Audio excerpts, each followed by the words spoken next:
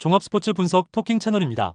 10년 이상의 실전 경험과 노하우를 담아 데이터 기반 핵심 분석부터 최강 배팅 전략까지 아낌없이 공유해드립니다.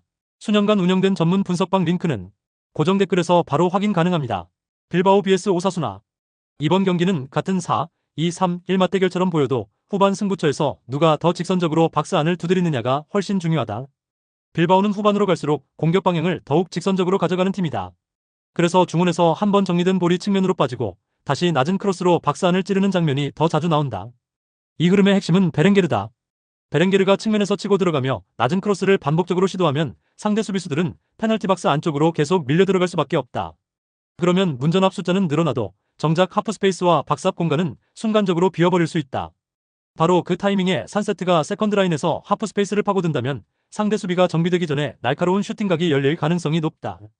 결국 이 경기는 빌바오가 측면 돌파와 낮은 크로스로 수비를 안쪽으로 압축시키고 그 다음 산세트가 안쪽 공간을 찌르는 구조가 얼마나 정확하게 반복되느냐가 핵심이다. 구르제타 역시 이 흐름에서 중요한 카드다. 최전방에서 수비를 묶어두고 문전으로 파고드는 움직임을 가져가면 상대 센터백들은 산세트의 뒤 침투까지 동시에 신경쓰기 어려워진다.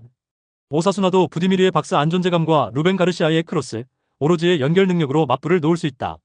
하지만 후반으로 갈수록 측면 대응과 박스 안 간격 유지가 흔들리면 빌바오가 훨씬 더 수월하게 경기 흐름을 끌고 갈 수 있다. 특히 빌바오는 후반 승부처 구간에서 공격 방향이 더 단순해지는 대신 더 날카로워지는 팀이라 수비 입장에서는 오히려 막기 더 까다로울 수 있다. 그래서 이 경기는 점유율보다 박스 안쪽으로 수비를 얼마나 끌어들인 뒤 하프 스페이스를 어떻게 마무리 구간으로 연결하느냐가 더 중요하다.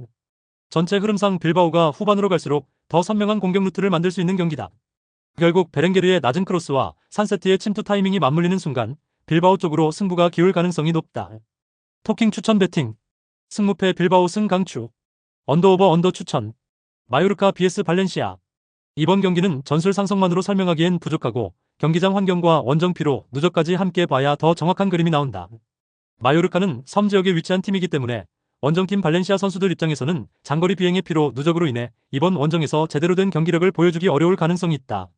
피로 누적은 결국 경기력 저하 현상으로 이어질 수 있기 때문에 오늘은 마요르카 선수들이 경기장 환경적인 핸디캡 속에서 더 유리한 경기 퍼포먼스를 보여줄 가능성이 높은 매치업이다.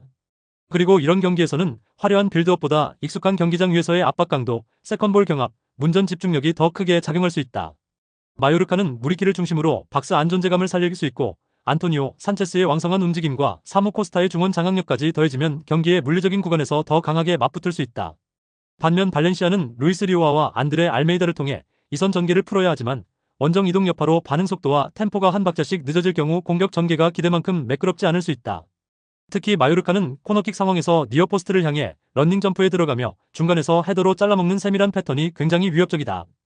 그래서 오늘 경기에서 코너킥 상황이 발생될 때마다 득점에 가까운 좋은 장면을 여러 차례 만들어낼 가능성이 높다.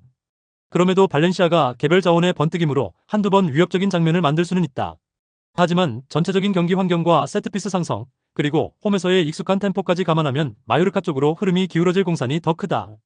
결국 이번 승부는 마요르카가 환경적 우위와 세트피스 디테일을 앞세워 더 실질적인 장면을 누적시킬 가능성이 높은 경기다. 토킹 추천 배팅. 승무패 마요르카 승 강추. 언더오버 언더 추천. 브라이턴 HA vs 첼시. 이번 경기는 점유율 자체보다 방향 전환 한 번이 얼마나 깊은 상처를 남기느냐가 훨씬 중요하다. 브라이튼은 웰백이 전방에서 중심을 잡아주고 하인세루드가 중원에서 패스각을 열어주고 민테가 반대편 하프스페이스로 숨어드는 그림이 맞아떨어지면 첼시의 약점을 정면으로 찌를 수 있다. 특히 첼시 풀백들의 오버래핑 타이밍이 엇갈리는 순간 측면에서 비는 공간보다 그 안쪽 통로가 더 크게 열릴 수 있는데 바로 그 지점을 민테가 먼저 점유하면 이야기가 달라진다.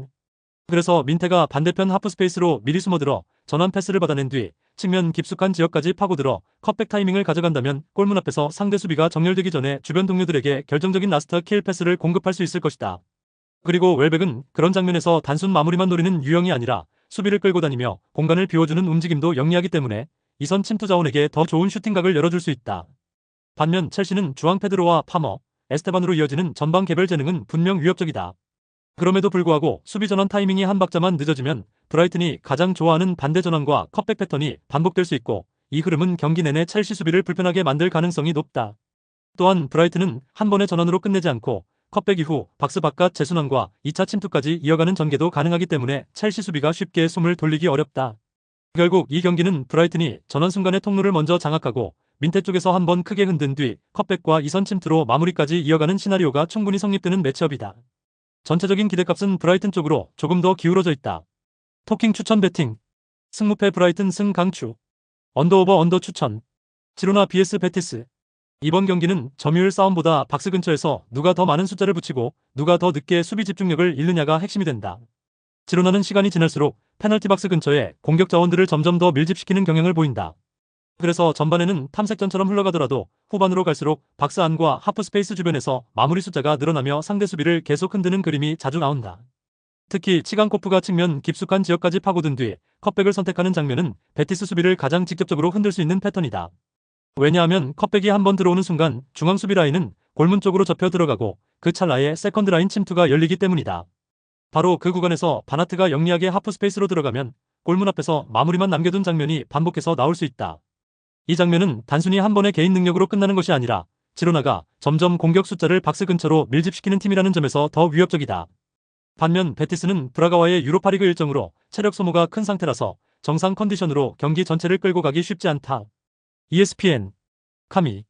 그래서 초반에는 버텨도 시간이 갈수록 측면 복귀 속도와 박스 안 재정비가 늦어질 가능성이 높다. 안토니와 포르날스의 개별 전개는 분명 위협적일 수 있다.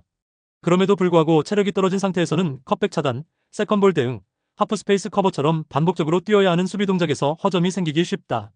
결국 지로나는 한쪽에서 깊이를 만들고 컵백으로 중앙 수비를 흔들고 세컨드 라인 침투로 비어있는 공간을 찌르는 그림을 계속 만들어낼 수 있다. 이 상성은 후반으로 갈수록 더 선명해진다.